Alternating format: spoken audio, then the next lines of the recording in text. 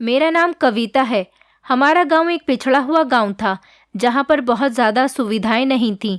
एक दिन हमारे गांव में एक अस्पताल खुला, जहां पर लोगों का इलाज फ्री में होता था। कुछ दिनों तक तो सब कुछ ठीक चलता रहा। फिर उस अस्पताल के बारे में खबर फैलने लगी कि जो भी कुंवारी लड़की अपना इलाज कराने वहां पर जाती है, तो वो 10 दिन में प्रेग्नेंट हो जाती है। जब ये खबर मैंने सुनी, तो एक हफ्ते के अंदर अंदर मैंने अपनी बेटी की शादी कर दी। और उसके बाद एक दिन मैं अपनी बेटी के ससुराल उससे मिलने के लिए जा रही थी। अभी 2 महीने पहले ही मैंने उसकी शादी की थी। मेरी बेटी बहुत मासूम और सीधी सादी थी, लेकिन शादी करना मेरी एक मजबूरी थी, क्योंकि मैं खुद एक बहुत बड़ी मुश्किल में फंसी हुई थी। इसलिए अपनी बेटी के लिए अच्छा सा रिश्ता देखकर उसकी शादी कर दी। जब से उसकी शादी हुई थी, आज पहली बार ही मैं उसके ससुराल जा रही थी। उसके ससुराल वालों ने मुझसे पहले ही कह दिया था कि हमें आपका ज़्यादा आना जाना पसंद नहीं, लेकिन एक बार तो मैं अपनी बेटी के घर जा ही सकती थी। अभी मैं घर के अंदर दाखिल ही हुई थी कि सामने अपनी बेटी को देखा तो मेरे पैरों तले से ज़मीन निकल गई। वो भागती हुई मुझे देखकर मेरे पास आई और मेरे सीने से लग गई। मैंने पूछा, बेटी, ये तुम्हारा क्या हाल हो गया है? किसने किया है? उसने रोते हुए सिसक सिसक कर मुझे बताया कि माँ, वो तीनों रोज़ मेरे साथ। आज मैं आपको अपनी बेटी के साथ हुए इस दर्दनाक हादसे के बारे में बताने जा रही हूँ। मेरी शादी एक ऐसे इंसान से हुई थी जिसके पास पहले से ही एक बेटा था। उसकी पत्नी मर चुकी थी, इसलिए उसको बच्चों की परवरिश के लिए किसी माँ की ज़रूरत थी। मैं कुंवारी थी, इसलिए मेरी शादी मेरे पति के साथ हो गई। मैंने अपने पति के बेटे की परवरिश अपनी सगी औलाद से भी बढ़कर की। बचपन से ही उसको ये बात पता थी कि मैं उसकी सौतेली माँ हूँ। फिर मैंने भी अपनी एक प्यारी सी बेटी को जन्म दिया। वो अपनी बहन के साथ थोड़ा उखड़ा उखड़ा सा रहता था। मेरे पति के बेटे का नाम गौरव था। गौरव बहुत ही खामोश बिहेवियर का लड़का था। वो हमेशा बहुत सीरियस रहा करता था। न ज़्यादा किसी से हंसी मजाक करने और न ज़्यादा ही किसी से बोलना। वो सिर्फ अपने काम से काम रखता था। जब मेरी बेटी पैदा हो गई तो उसके 2 महीने के बाद ही मेरे पति की मौत हो गई। मैं बहुत गरीब थी, इसलिए मैंने दूसरों के घरों में झाड़ू बर्तन किया और दोनों बच्चों को पाल पोस कर जवान कर दिया। मेरी बेटी की उम्र 14 साल हो गई थी और जबकि गौरव की उम्र 21 साल हो चुकी थी। मेरी बेटी मेरी शादी के 4 साल बाद पैदा हुई थी, लेकिन उसके बाद मेरी कोई दूसरी औलाद नहीं हुई। गौरव पढ़ाई कर रहा था। गौरव के पिता की पहले से ही ख्वाहिश थी कि उनका बेटा पढ़ लिख कर किसी काबिल बन जाए, इसलिए गौरव हमेशा पढ़ाई में ही बिजी रहता था। मैं लोगों के घरों में काम भी करती थी और अपनी बेटी की भी परवरिश करती थी और बेटी की भी पढ़ाई का खर्च उठा रही थी। गौरव का बिहेवियर मेरे साथ भी बहुत सिंपल सा रहता था। मैंने उसे कभी भी खुलकर हंसते हुए नहीं देखा था। पति की ख्वाहिश थी कि उनका बेटा गौरव पढ़ लिख कर किसी काबिल बन जाए, इसलिए मैंने उसके इस सपने को पूरा करने की अपनी तरफ से बहुत कोशिश की। बेटी को भी मैं थोड़ा बहुत ही पढ़ा पाई थी, क्योंकि अब मेरी उम्र होने लगी थी और मुझसे लोगों के घरों में काम अब ज़्यादा नहीं होते थे। 20 साल की उम्र से ही गौरव ने हमारे गांव के बच्चों को भी ट्यूशन पढ़ाना शुरू कर दिया था। वो लोगों के घरों में जाकर उनके बच्चों को ट्यूशन पढ़ाता था, जिससे उसको थोड़े बहुत पैसे मिल जाते थे और घर का खर्च भी होता रहता था। गौरव अपनी बहन से भी बहुत कम बात किया करता था। हम दोनों माँ बेटी घर में अकेले ही रहते थे। गौरव तो सारा दिन घर से बाहर रहता था, सिर्फ रात को ही आता था और खाना खाने के बाद सो जाया करता था। मेरी बेटी जवान हो रही थी।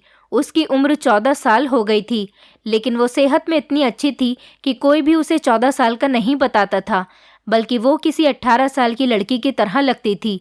लेकिन मेरी बेटी बहुत ही ज़्यादा मासूम थी। मैंने उसकी शादी 14 साल की उम्र में ही करवा दी और अभी मेरी उम्र भी 35 साल ही हुई थी। मेरे पति को इस दुनिया से गए हुए काफ़ी टाइम हो गया था। अब मैंने लोगों के घरों का काम भी करना बंद कर दिया था, क्योंकि घर का सारा राशन गौरव ही लाकर देता था। हमारे रिश्तेदार भी थे। मेरे पति के मरने के बाद मेरे पति के भाई और उनके पिता का कहना था कि बच्चों को हमारे हवाले कर दो और तुम शादी कर लो, लेकिन मैंने उनकी एक नहीं सुनी, क्योंकि मुझे अपने बच्चों की परवरिश करनी थी। मैं जब लोगों के घरों में काम करने जाती थी तो मेरे ससुराल वालों ने कहा कि तुम हमारा नाम बदनाम कर रही हो।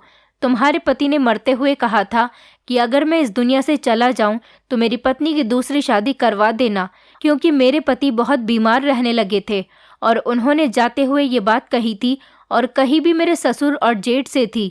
अब वो मेरे पीछे पड़े हुए थे कि हम अपने भाई की आखिरी ख्वाहिश पूरी करना चाहते हैं, पर मैं शादी नहीं करना चाहती थी। जब मेरे पति की मौत हुई थी तो मेरी बेटी 2 महीने की थी और गौरव 7 साल का था। इतने छोटे बच्चों को मैं दूसरों के भरोसे कैसे छोड़ सकती थी। मैं अपने बच्चों की परवरिश करना चाहती थी। माना कि उस टाइम मेरी शादी की उम्र थी, लेकिन एक माँ होकर जिस तरह से मैं उन बच्चों की परवरिश कर सकती थी, ऐसी परवरिश उनकी कोई नहीं करता। मैं शादी नहीं करना चाहती थी, बल्कि अपने बच्चों के साथ ही अपनी ज़िंदगी गुजारना चाहती थी। पर वो लोग मेरे पीछे बुरी तरीके से पड़े हुए थे, क्योंकि उनके साथ हमारा हिस्सा भी था।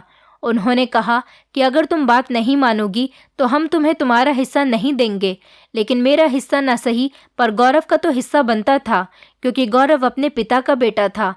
मैं आवाज़ भी नहीं उठा सकती थी, क्योंकि मेरा साथ देने वाला कोई नहीं था। दोनों बच्चे बहुत छोटे थे। ऐसी हालत में मैं उनको लेकर कहाँ जाती। फिर जैसे तैसे मैं उस घर से निकल गई और एक किराए के घर में चली गई। वहाँ जाकर मैंने अपना गुजर बसर किया और लोगों के घरों में काम करके अपने बच्चों को जवान कर दिया। मैंने अपने पति की संपत्ति को छोड़ दिया था, क्योंकि मैं शादी नहीं करना चाहती थी। अब जब गौरव जवान हो गया तो उसने घर का खर्च उठाना शुरू कर दिया। मेरी बेटी हमेशा खामोश रहती थी। वो ज़्यादा किसी से बातें नहीं करती थी। वो अजीब सी थी और घर के बाहर भी नहीं निकलती थी। मैंने गौरव से कहकर उसको ट्यूशन पढ़ाने की काफ़ी कोशिश की। वो उसे ट्यूशन पढ़ाता तो उसकी कुछ भी समझ में नहीं आता था। स्कूल में पढ़ाई मैं उसकी करवा नहीं सकती थी, क्योंकि मेरे पास इतने पैसे नहीं थे कि मैं 2 बच्चों को पढ़ा पाती। इसीलिए मैंने सिर्फ बेटे को ही स्कूल की शिक्षा दी। मेरी बेटी दिमाग की इतनी ज़्यादा कमज़ोर थी कि वो कुछ भी नहीं पढ़ पाती थी। मैंने एक बार उसका सरकारी स्कूल में भी एडमिशन करवा दिया था, तो वहाँ के टीचर कहती थी कि आपकी बेटी की दिमागी हालत बाकी बच्चों से बहुत कमज़ोर है, अपनी बेटी का इलाज करवाइए। लेकिन मेरे पास इतने पैसे कहाँ थे कि मैं अपनी बेटी का इलाज करा पाती। वैसे भी मेरी बेटी का सिर्फ दिमाग कमज़ोर था, वो पागल थोड़ी थी जो मैं उसका इलाज करवाती। मैंने बड़ी मुश्किल से अपने घर को चलाया था। उस पर घर का किराया भी देना होता था। मुझे अपने पति के घर के हिस्से की बहुत ज़्यादा ज़रूरत थी, क्योंकि वो मेरे काम आता, जो मेरे पति का था, लेकिन उनके भाई और पिता ने मुझे नहीं दिया। फिलहाल दिन इसी तरह से गुजरते गए और परेशानी भरे हालात धीरे धीरे ख़त्म हो गए। फिर मुझे लोगों ने राय दी कि तुम अपनी बेटी की शादी जल्द से जल्द कर दो। मेरी बेटी 14 साल की ही हुई थी। मुझे हमेशा उसकी फ़िक्र लगी रहती थी, क्योंकि इस तरह से मेरी बेटी का खर्च उठाने के लिए भी कोई आ जाएगा। मेरा बेटा तो अपने खर्च उठा लिया करता था, लेकिन उस बेचारे की इतनी कमाई भी नहीं थी। वो भी जैसे तैसे अपना खर्च और घर का खर्च उठा रहा था। मुझे ये बात ठीक लगी थी कि मुझे अब अपनी बेटी की शादी कर देनी चाहिए, और मैंने अपनी बेटी के लिए बहुत जल्दी एक रिश्ता तलाश कर लिया। मुझे मेरी बेटी के लिए ऐसा घर चाहिए था जिस घर में सास और नंद, जेठानी, भाभी का कोई भी चक्कर न हो, क्योंकि मेरी बेटी बहुत मासूम थी और मैं नहीं चाहती थी कि वो सियासी मामलात में पड़ जाए। ससुराल में भी काफ़ी ज़्यादा सियासत होती है, बल्कि जो सियासत ख़ानदान में होती है वो तो देश में भी नहीं होती। मैंने एक रिश्ता तलाश कर लिया। लड़का मेरी बेटी की तरह ही कम उम्र का था और उसकी नौकरी भी अच्छी लगी हुई थी। लड़के के परिवार में लड़के के अलावा उसके पिता रहते थे और कोई भी नहीं रहता था। उनके घर में किसी औरत की ज़रूरत थी जो घर के कामकाज संभाल सके। लड़के का पिता भी बहुत ज़्यादा बूढ़ा हो चुका था। उनको भी हमारे घर से ये रिश्ता बहुत पसंद आया था। उन्होंने कहा कि हमें भी किसी ऐसी लड़की की ही तलाश थी जो हमारे घर को अच्छे से संभाल सके और मेरे बेटे की ही उम्र की हो। बात पक्की हो गई थी और 15 दिन बाद ही शादी की रस्म थी। मैंने अपनी बेटी को कहा कि मैं अब तुम्हारी शादी करने वाली हूँ। उसने कहा कि माँ, मुझे क्या करना होगा? मैंने उसे समझाया कि बस तुम अपने घर चली जाना। तुम्हारा वहाँ पर पति होगा और ससुर होंगे जो तुम्हारे पिता की जगह होंगे। वो तुम्हारे सर पर हाथ रखेंगे। तुम्हें हमेशा अपने ससुर की इज्जत करनी है और अपनी ससुराल में अपनी इज्जत बनाए रखनी है। हमेशा अपने पति की बात मानना और घर के सारे कामकाज अच्छे तरीके से करना, जिससे तुम्हारी तारीफ हो, और उन लोगों के लिए अच्छा अच्छा खाना बनाना। इसी को शादी कहते हैं। उसने कहा, माँ, आपके पति तो आपको इस दुनिया में अकेले छोड़कर चले गए। क्या शादी हो जाने के बाद मेरा पति भी मुझे छोड़कर चला जाएगा? मैंने अपना सर पकड़ लिया कि मैं इस लड़की का क्या करूं। मैंने कहा, नहीं नहीं बेटी, ऐसा नहीं होता। तुम हमेशा अपनी पति की सलामती की प्रार्थना करना। हर इंसान अपनी जितनी उम्र लिखवा कर लेकर आता है उतनी ही जिंदगी वो इस दुनिया में जिएगा। इसलिए तुम हमेशा अपनी और अपने पति की अच्छी जिंदगी के लिए ऊपर वाले से प्रार्थना करती रहना। फिर देखना सब कुछ ठीक रहेगा। तुम्हारा पति हमेशा तुम्हारे साथ रहेगा और तुमसे खूब प्यार करेगा। और हाँ, अगर तुम्हें अपने ससुराल में कोई भी परेशानी हो तो तुम फौरन मुझे बताना। तुम्हारी ससुराल में तुम पर कोई भी हाथ उठाने की कोशिश करे या तुम्हें कुछ बुरा भला कहे तो तुम उनकी कोई भी बात ना सुनना। तुम अपनी माँ से शिकायत कर देना, बाकी सब मैं खुद संभाल लूँगी। मेरी बेटी के ससुराल वालों ने ज़्यादा कुछ तो नहीं मांगा, ना ही दहेज। बस थोड़ा बहुत सामान था जो मैंने उसके लिए पहले से इकट्ठा करके रखा हुआ था, जो कि मेरे टाइम का था। मेरी माँ ने मुझे दिया था, वो मेरे काम में तो नहीं आ सका। मैंने अपनी बेटी के लिए रख दिया था। उन्होंने कहा कि हम लोग बड़े ही सिंपल से लोग हैं, पूरा दिन काम पर रहते हैं और रात को सुकून से घर आकर सो जाते हैं। हम लोगों को अपने घर में ज़्यादा आना जाना पसंद नहीं। आपकी बेटी है, आपने उसको विदा कर दिया। आप इससे मिलने के लिए कभी कभी हमारे घर पर आ जाना। ऐसा न हो कि आज लड़की के दादा आ रहे हैं और आज लड़की के चाचा, या फिर आज लड़की के मामा आ रहे हैं और आज लड़की की चाची आ रही है। हम पराये लोगों को अपने घर में ज़्यादा नहीं घुसाते हैं। मैंने कहा कि मैं आपकी बात अच्छे तरीके से समझ रही हूँ। मेरे माता पिता भी ऐसे ही थे, इसलिए आप फिक्र न करें, आपके घर में कोई भी नहीं आएगा। लेकिन क्या मैं अपनी बेटी से मिलने के लिए कभी कभी आपके घर पर आ सकती हूँ? तो उन्होंने कहा कि आप भी ज़रा आना जाना कम ही रखिएगा, नहीं तो फिर लड़कियों का ठीक तरह से घर नहीं बस पाता है।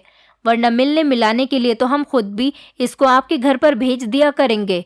उन्होंने बड़े बुरे अंदाज में ये बात कही थी। मुझे उनकी बात थोड़ी अजीब लगी थी, लेकिन मैंने हाँ कह दिया था और अब तो शादी भी होनी ही थी। कुछ दिनों के बाद मेरी बेटी की शादी हो गई। मेरी बेटी का नाम नीतू था। मैं प्यार से उसे डॉली कहा करती थी। वो बहुत ज़्यादा खूबसूरत थी और कम उम्र की जवान लड़की थी, मासूम थी। मेरी बेटी बिल्कुल भी चालाक नहीं थी और मेरी अपनी बेटी के अंदर जान बसती थी। अपनी बेटी को विदा करते टाइम मुझे ऐसा लग रहा था जैसे मेरे दिल के दो टुकड़े हो रहे हैं, लेकिन क्या करती, मैं मजबूर थी। मैंने उसकी शादी करवा दी और कुछ दिनों के बाद मेरे ससुराल वाले भी मेरे पास आकर सवाल करने लगे कि तुमने हमारी पोती की शादी हमारी मर्जी के खिलाफ क्यों करवा दी। वो मेरी बेटी की शादी कहीं और अपने ही ख़ानदान में करवाना चाहते थे, लेकिन मैं ऐसा नहीं चाहती थी। वो लोग हमारे घर पर आकर बहस ही कर रहे थे कि इतनी ही देर में गौरव आ गया और गौरव ने उनसे हमारे घर से जाने के लिए कहा। कहने लगा कि आप हमारे कैसे रिश्तेदार हैं, सुख दुख में तो साथ नहीं देते और हमेशा हम पर अपना हक जताने के लिए आ जाते हैं। गौरव की ये बात सुनकर वो लोग खामोशी से घर से बाहर निकल गए। ये कहकर गौरव भी घर से बाहर किसी काम के लिए चला गया था। मुझे गौरव की ये बहादुरी बहुत पसंद आई थी। भले ही वो मुझसे कम बात किया करता था, लेकिन आज जब उसने अपनी माँ के लिए कोई स्टैंड लिया था तो मैं बहुत ज़्यादा खुश थी। गौरव बहुत ही अच्छा लड़का था। मैं चाह रही थी कि किसी दिन इसके लिए भी कोई अच्छी सी लड़की देखकर इसकी भी शादी कर दूं। मैं चाहती थी कि शायद वो खुद ही मुझे अपनी पसंद के बारे में बता दे।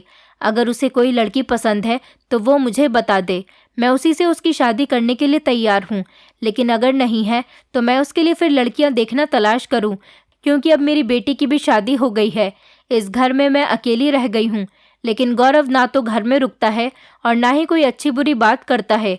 मेरे ससुराल वालों को मेरे बेटे का ऐसा बिहेवियर बहुत ही बुरा लगा था।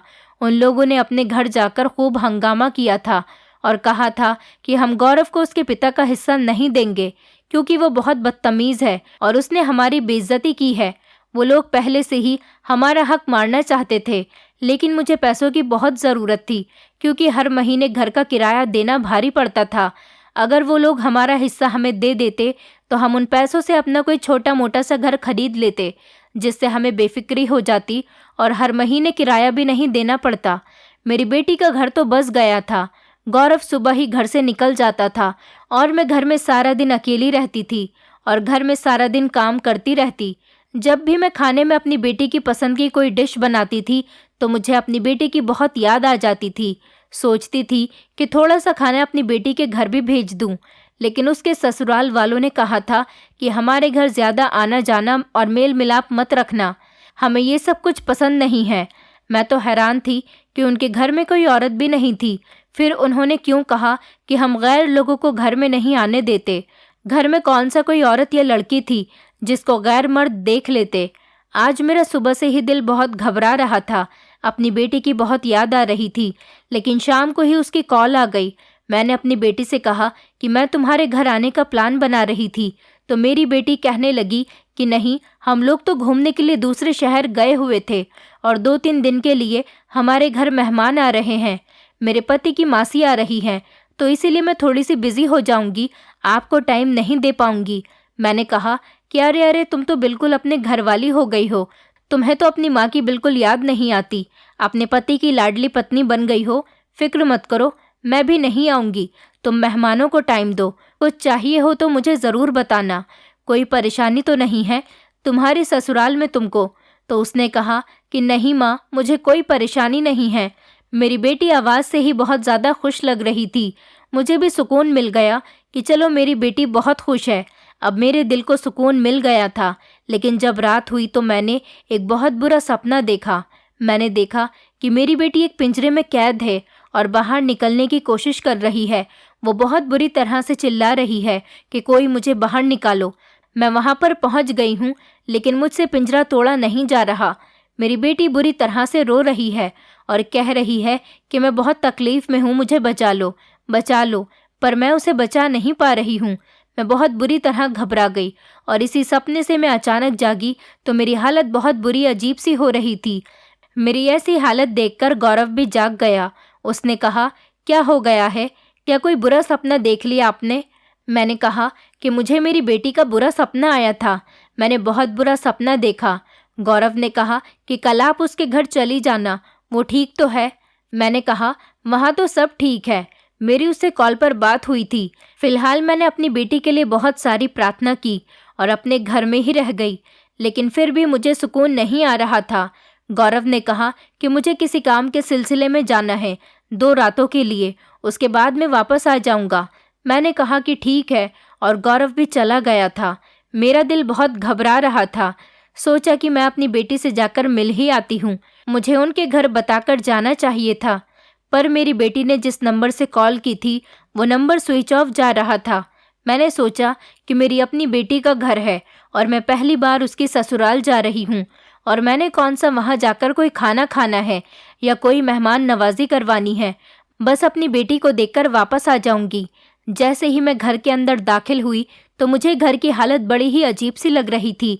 मैं हैरान थी कि मेरी बेटी ने घर को ठीक से साफ नहीं किया।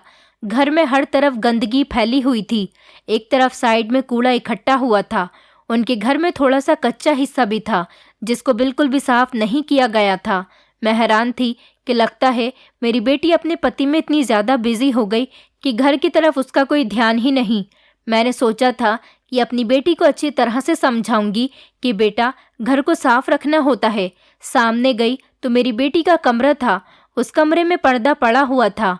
मुझे लगा शायद कि मेरी बेटी का ही कमरा होगा। मैं कमरे के अंदर चली गई तो कमरे की हालत भी बड़ी बुरी थी। बेड पर बहुत सी सिलवटें पड़ी हुई थी और चारों तरफ गंदगी ही गंदगी लग रही थी। कमरे में से भी बदबू आ रही थी। पर मेरी बेटी कहाँ थी? शायद वो किचन में थी। इनका घर भी बड़े उल्टे तरीके का बना हुआ था। कमरे कहीं और थे और किचन कहीं और था और बाथरूम कमरों से बाहर था। पुराने ज़माने का घर था। खैर, मैं किचन की तरफ गई तो मेरी बेटी वहाँ भी नहीं थी। मैं हैरान हो गई थी कि घर में कोई भी नहीं था और घर का दरवाज़ा भी खुला हुआ था। चलो, मेन दरवाज़ा तो खुला हुआ ही था, लेकिन घर के अंदर भी कोई नहीं था। मेरी बेटी का ससुर भी घर में मौजूद नहीं था और ना ही उसका पति था। मैं मायूस होकर वापस लौट कर आ रही थी कि इतनी देर में मुझे अचानक मेरी बेटी के चीखने की आवाज़ आई। उसने शायद मुझे कहीं दूर से देख लिया और वो कह रही थी कि माँ, माँ रुको। लेकिन उसकी आवाज़ से ऐसा लग रहा था जैसे वो बहुत तकलीफ़ में है। मैंने देखा तो वो एक कमरे में पड़ी हुई थी। उस कमरे में सिर्फ एक चारपाई थी और एक कुर्सी। मेरी बेटी बिस्तर पर पड़ी हुई थी। मैंने जाकर उसे देखा तो वो बहुत ज़्यादा बीमार लग रही थी। मैंने उसे एकदम से गले लगा लिया। मैंने कहा, तुम्हें क्या हुआ है मेरी बेटी? क्या हो गया? तुम्हारी ये हालत कैसे हो गई? क्या तुम बीमार हो? लेकिन अभी 2 दिन पहले ही तो तुम कह रही थी कि सब कुछ ठीक है। मेहमान आए हुए हैं। मुझे लगा कि मेहमान चले गए होंगे, इसलिए मैं यहाँ पर आ गई। क्या हुआ है तुम्हें? उसने कहा कि माँ, मुझे बचा लो, मुझे बचाकर यहाँ से ले जाओ, यहाँ से लेकर चलो माँ। वो बुरी तरह से रो रही थी। मैंने उसे गले लगा लिया। उसकी हालत बहुत ज़्यादा ख़राब थी। मैं समझ गई थी कि कोई ना कोई गड़बड़ तो ज़रूर है। वो ठीक से बोल भी नहीं पा रही थी, उसे ठीक से सांस भी नहीं आ पा रही थी। सांस तो मुझे भी नहीं आ रही थी अपनी औलाद को इस हालत में देखकर। मैं भी ऐसे हो गई थी जैसे कोई जुल्म उसके साथ हुआ है तो वही जुल्म मेरे साथ भी हुआ है। मैंने उसके आसपास देखा तो उसने कहा कि वो लोग घर पर नहीं हैं, वो लोग आ जाएंगे और उनके आने से पहले पहले ही आप मुझे यहाँ से लेकर चलो। वो आ जाएंगे तो मुझे यहाँ से जाने नहीं देंगे। वो अपने पति और ससुर की बात कर रही थी। मैंने कहा कि किनकी बात कर रही हो?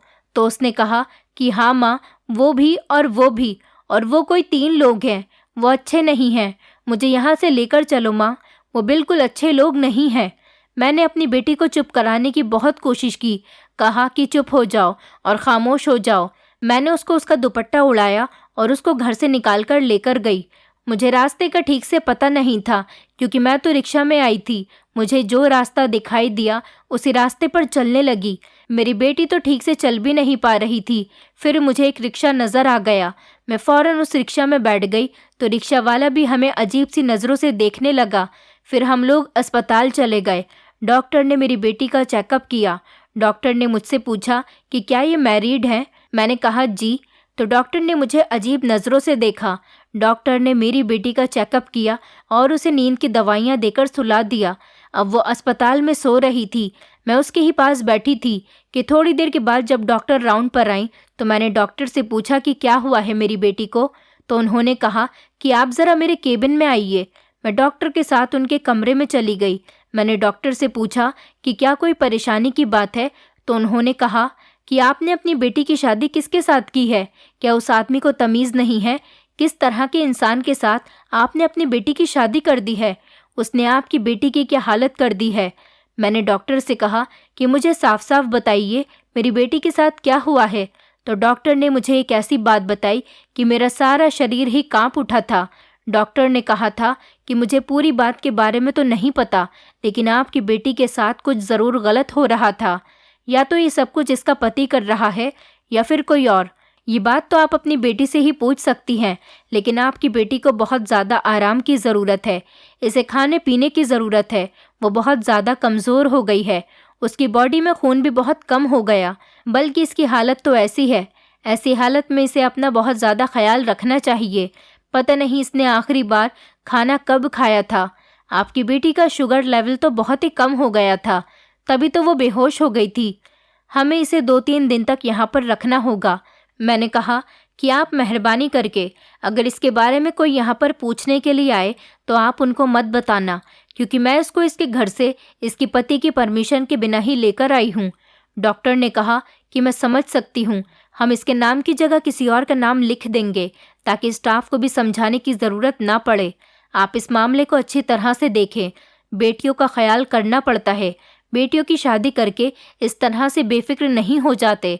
आजकल ज़माना बहुत ख़राब है। मैं तो डॉक्टर हूँ, इस तरह के केसेस दिन भर में मेरे पास आते जाते रहते हैं और सोचती हूँ कि जितना हम सोचते हैं इससे ज़्यादा इस ज़माने में बुरे लोग पड़े हुए हैं। डॉक्टर की बात सुनने के बाद मैं अपनी बेटी के पास आ गई और उसके पास बैठकर मैंने अपने चेहरे को ढक लिया था, और जब भी कोई कमरे के अंदर आता तो मैं डर जाती। 2 दिन तो मुझसे वहाँ पर गुजारे ही नहीं गए। किसी तरह मुश्किल से मैंने 1.5 दिन ही गुजारा था। गौरव की भी कॉल आ गई और उसने कहा कि मैं आज शाम को ही घर वापस आ रहा हूँ। मेरा काम जल्दी ही ख़त्म हो गया, जबकि उसको अगले दिन आना था। मैंने उसे भी सब कुछ बता दिया था। ये सुनकर वो भी हैरान रह गया। मैंने उससे कहा कि अगर मैं इसको घर ले जाऊंगी तो वो लोग घर पर भी आ जाएंगे। गौरव ने कहा कि ये मेरा घर है, कोई खुला दरवाज़ा नहीं जो बिना इजाज़त के अंदर घुसते चले आएंगे। आप बेफिक्र रहो और नीतू को लेकर घर पर आ जाओ, मैं उन लोगों को देख लूँगा। मैं अपनी बेटी को लेकर अपने घर आ गई। मैंने अपने बेटे को भी सब कुछ बता दिया था। वो भी हैरान रह गया।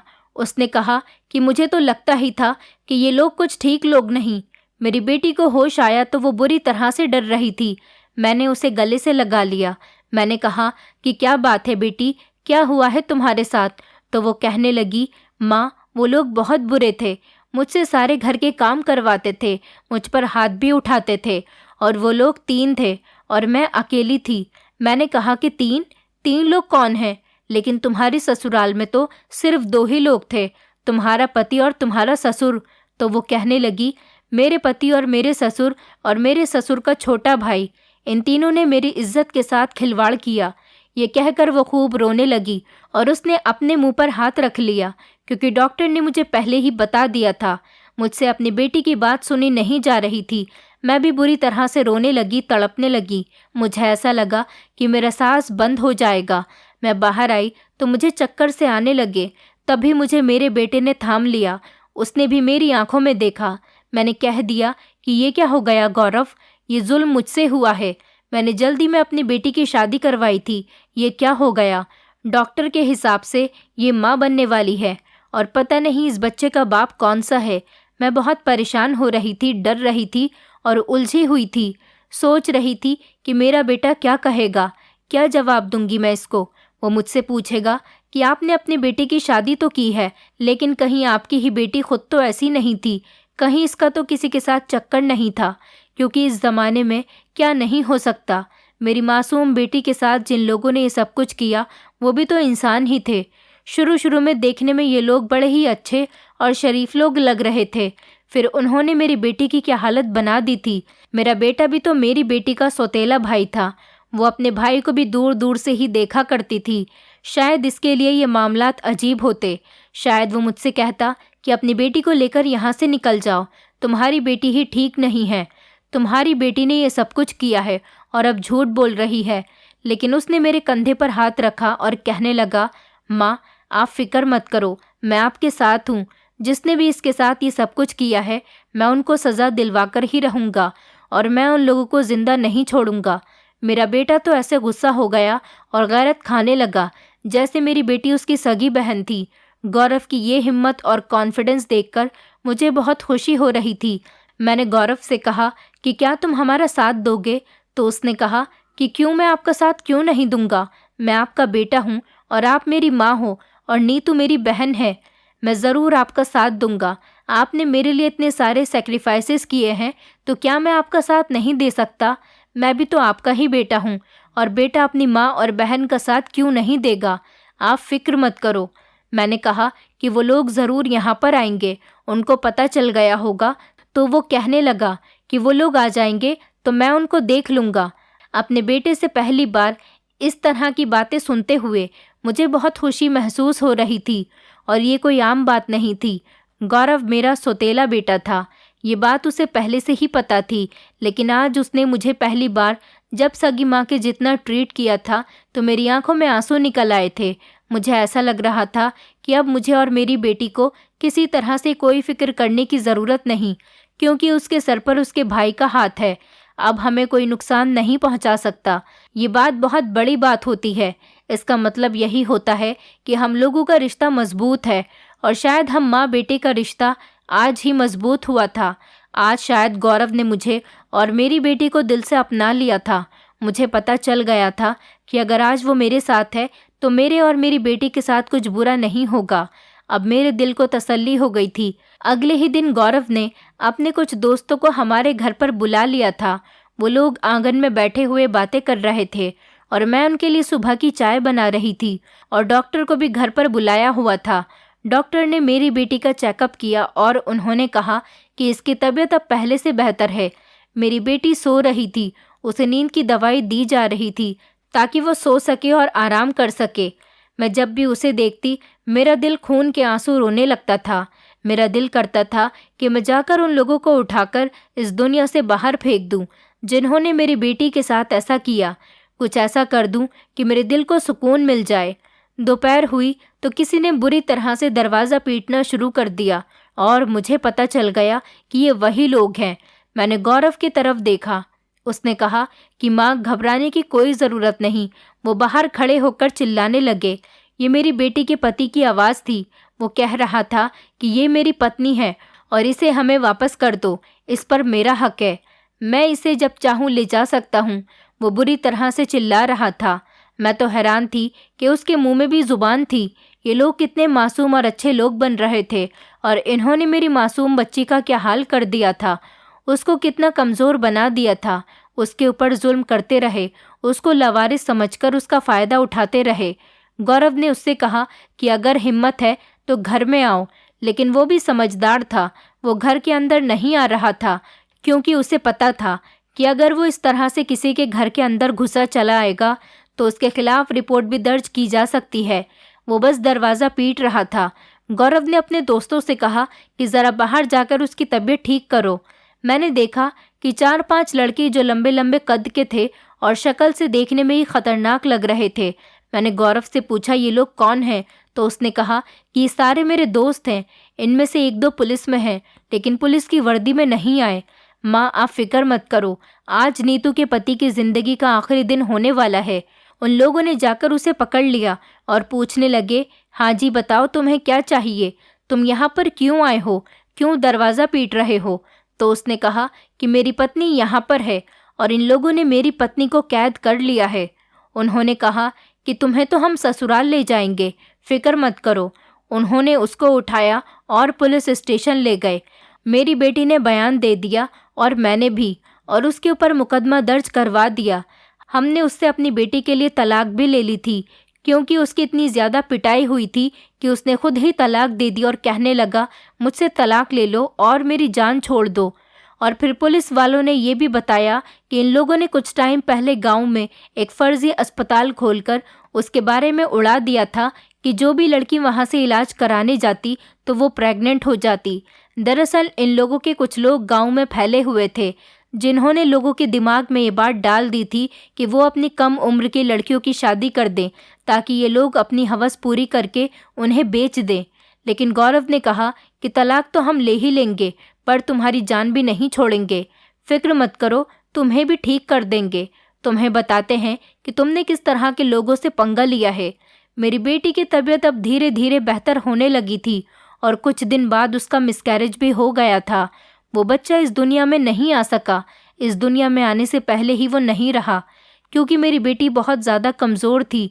पता नहीं इसमें भी भगवान क्या चाहता था जो वो बच्चा इस दुनिया में नहीं आ सका। गौरव ने उसका बहुत ख्याल रखा और मैंने भी। मैं हैरान थी कि दुनिया में गौरव जैसे अच्छे लोग भी होते हैं।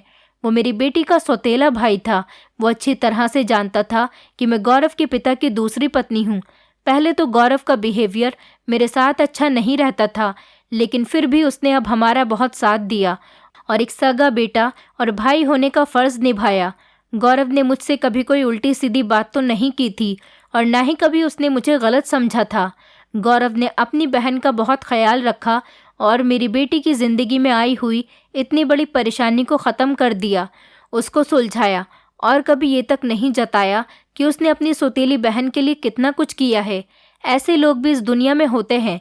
मेरी बेटी अब उसको भैया कहती है, जबकि पहले ये दोनों भाई बहन आपस में बात तक नहीं किया करते थे। मेरी बेटी की ज़िंदगी में भाई की कमी थी जो कि गौरव ने उसके सर पर हाथ रखकर सगे भाई की तरह पूरी कर दी थी। मेरी बेटी बहुत मासूम थी और लोगों ने उसकी इस बात का फ़ायदा उठा लिया था, लेकिन अब उसके अंदर हिम्मत पैदा होने लगी थी। गौरव उसे अपने साथ बाहर लेकर जाता और कहता, सर उठाकर चलो, मैं तुम्हारे पीछे खड़ा हूँ, तुम्हें परेशान होने की कोई ज़रूरत नहीं। वो मेरी बेटी से कहता कि तुम घर से बाहर निकला करो, शॉपिंग किया करो और लोगों से बातचीत किया करो और लोगों से बार्गेनिंग भी किया करो, अपनी फ्रेंड्स बनाया करो और अपनी फ्रेंड्स के घर भी जाया करो। तुम्हें किसी से भी डरने की ज़रूरत नहीं। वो मेरी बेटी की हिम्मत बन रहा था और उसे बहादुर बनाने की भी कोशिश कर रहा था और वो बिल्कुल ठीक कर रहा था। हमारी बेटियों को खुद इस काबिल होना चाहिए कि उन्हें अच्छे बुरे की तमीज़ हो और उन्हें पता हो कि उन्हें कब आवाज़ उठानी है। मेरी बेटी ने जब मुझे कॉल की थी तो उसका पति उसके पास ही खड़ा हुआ था। उसके पति ने ही उससे कॉल करवाई थी और कहा था कि अपनी माँ से कहो कि सब कुछ ठीक है, जबकि कुछ ठीक नहीं था। अगर मेरी बेटी के अंदर इतनी हिम्मत होती तो वो उसी टाइम अपनी परेशानी के बारे में मुझे बताती कि माँ मैं ठीक नहीं हूँ, मुझे आकर बचा लो। और यही हिम्मत अब उसका भाई उसे देने की कोशिश कर रहा था। मैं भगवान का जितना शुक्रिया करूं उतना ही कम है। आज मेरे दोनों ही बच्चे मेरे पास हैं और बहुत खुश हैं। जिन बच्चों के लिए मैंने इतना सेक्रीफाइस किया था, आज वो रंग ले आया था। मेरे बेटे ने हमारे घर की सारी जिम्मेदारियों को अपने सर पर उठा लिया था और अब उसने हमारे घर के हालात भी ठीक कर दिए। उसने अपना मकान भी खरीद लिया। किराए के झंझट से भी हम लोग बच गए। दोनों भाई बहनों में इतनी ज़्यादा मोहब्बत है कि मैं उनको देखकर हमेशा खुश होती रहती हूँ। गौरव का कहना है कि आपने हमारे लिए बहुत परेशानियाँ झेली हैं और ख़ासकर मेरे लिए झेली है। आपने लोगों के घरों में काम करके मुझे पढ़ाया लिखाया। शायद मेरी सगी माँ होती तो मेरे लिए इतना नहीं करती जितना आपने मेरे लिए किया। मैं आपको अपनी सगी माँ से भी बढ़कर चाहता हूँ। मैं अपनी माँ से और बहन से बहुत प्यार करता हूँ और आप ही लोग मेरी फैमिली हैं। अब मैं बहुत खुश हूँ कि मेरी फैमिली कंप्लीट हो गई थी और मेरे बच्चे आपस में खुश हैं और दोनों बच्चे ही समझदार हैं। दोस्तों, उम्मीद करती हूँ आपको हमारी कहानी पसंद आई होगी। कहानी पसंद आई है तो वीडियो को लाइक करें, चैनल पर नए हैं तो चैनल को सब्सक्राइब करें और हाँ, नोटिफिकेशन बेल को ज़रूर दबाएं ताकि अगली अपडेट सबसे पहले आपको मिले।